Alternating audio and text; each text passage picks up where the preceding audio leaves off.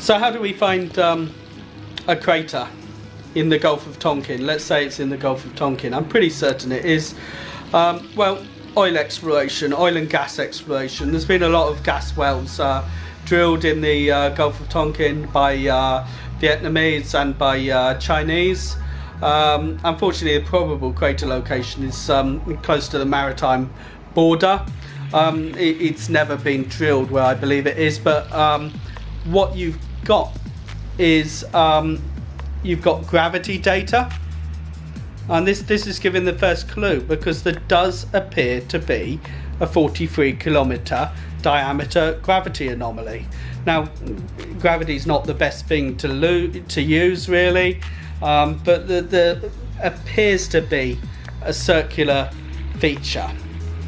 What I'm looking for always is data that confirms, that comes out with the same answer. So I'm not looking for one single thing, I'm looking for multiple things which is giving me the same answer. So we have a gravity anomaly. In fact, here it is. Okay, I'm not sure if this is going to focus, so perhaps I can do another image there. Right, for me I can see a circular feature here,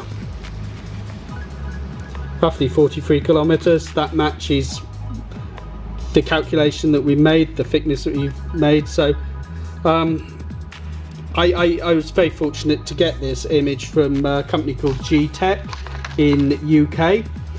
Very generous, very helpful with this research. Now, I focused on this area for one reason. With some of the old books, the seismic lines have been shot through this region, and maps have been drawn up. Now, in this particular area, there was a circular area, roughly circular area, or I'll find the map and I will show you that one again. Okay, so I dug the map out now, found the book. Here it is. It's in Chinese. Unfortunately, I don't read Chinese, but we can get the information we need from this. The same article has been repeated in many papers. If I remember rightly, again I'm just doing this from the head, this is the area we're looking at, this circular area. Now, this is at Miocene level. These are maps produced from the seismic data. Now, if we move to S30 to 31, I can't remember what layer that is, but probably Pliocene. We've got some map somewhere. Okay, we'll skip there. But you suddenly have this area here, if it focuses, where not a lot's going on there, it's blank. And then in this area, we've got this kind of circular area stretching out, this area here. The translation, I think I got my landlady to translate this actually when I was in Makati. Area not properly documented, apparently that's what it says in Chinese. So this area here, so this area not properly documented, apparently it's chaotic seismic data. They can't draw any lines across to work out the isopachs for the different layers, so it's chaotic seismic data. Obviously that's of interest to me if I'm looking for a crater, so immediately I start to look for a crater in that area. I come up with a gravity anomaly which is kind of looking circular and is the right size, so that's two bits of evidence.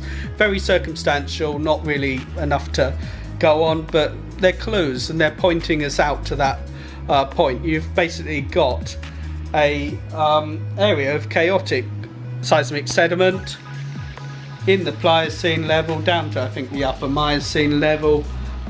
You've got a circular type gravity anomaly apparently looking like it's in that same area. These are big clues. Now, another feature of the Gulf of Tonkin is shale diapirs. These are areas where the shale has come up, and in some cases it's risen all the way to the surface. In other areas it's collapsed. Now, these are tricky to interpret. They would probably existed independently of the impact crater and prior to it occurring. I think many probably also occurred subsequent to the impact crater. Now, there's a couple of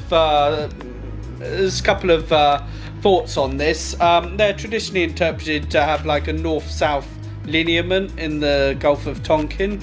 This is to do with the pull-apart basin, and it's considered like on echelon type faulting. You know, these are areas of weakness where the shale diapir has then made its way up.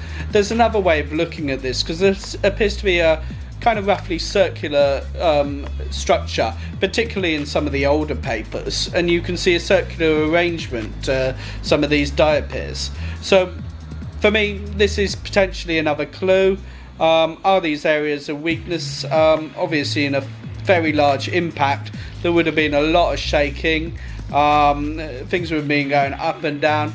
Possibly this set in motion regions where shale diapirs could potentially form in the future, and they've then followed these lines of weaknesses to create a roughly circular structure. Now again, this is a very poor piece of evidence, particularly on its own, but you start combining it with everything else, maybe it does start to make sense. How do we advance this? Well, the only way you will really prove an impact crater is by drilling it, by actually getting some products which prove it is an impact crater. But the next step that we need to do here is there are seismic lines, Chinese seismic lines, which run pretty much directly over the middle of this crater-like feature. We need to look at those seismic lines, re-evaluate them. Is there a big feature here that could be compatible with the crater? So this is the next step. We need to get them seismic lines and look at them. Now I've tried a few routes to get these, I've never managed to. Someone's probably sitting on them, or they can't be released because they are confidential. But the answer will lie in that seismic line. It will, once you see that data, you're either going to be able to say, we're totally wrong here, there is no crater here, or this looks very suspicious. It doesn't prove there's a crater, but it gives us a strong direction to go. We can then look at perhaps drilling it to prove that there is a feature there. Let's remember, this crater is 786,000 years old. Homo erectus was living in China, and undoubtedly Indochina at that time. So this is an event that has happened in human prehistory, a very, very large event. There is a lot to be learnt from this event. In terms of what the impact was, there doesn't seem to have been a huge impact. It wasn't an extinction level event. So all this scaremongering, well, clearly it killed anything within 1,000 kilometers. It would have been absolutely apocalyptic in that area. But is it an extinction event? No. Is there any climatic features associated with that? Well, for short term, for sure. Long term, probably not. There doesn't really seem to be anything there.